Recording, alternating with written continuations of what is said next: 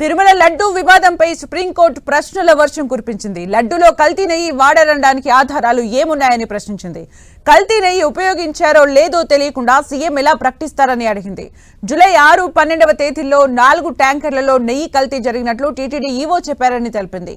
అంతకుముందు లడ్డూ తయారీలో కల్తీ నెయ్యి ఉపయోగించారనడానికి ఆధారాలు ఏంటని ప్రశ్నించింది సుప్రీంకోర్టు. ఇక అంతకుముందు లడ్డూలను ల్యాబ్ కు పంపించి టెస్టులు చేశారా అని అడిగింది సుప్రీంకోర్టు. కల్తీ జరిగిందనడానికి ఆధారాలు లేకుండా సీఎం ఎలా ప్రకటన చేస్తారని, కోట్ల మంది మనోభావాలపై ప్రభావం చూపేలా సీఎం వ్యాఖ్యలున్నాయని వ్యాఖ్యానించింది. ప్రస్తుత పరిస్థితుల్లో సిట్ సరిగ్గా విచారణ చేయగలదా అని అనుమానం వ్యక్తం చేసింది ధర్మాసనం. సిట్ను కొనసాగించాలా లేదా ఏదైనా స్వతంత్ర దర్యాప్తు సంస్థతో విచారణ జరిపించాలా అని కేంద్రం సలహా కోరింది. తదుపరి విచారణ అక్టోబర్ 3వ తేదీకి వాయిదా వేసింది సుప్రీంకోర్టు.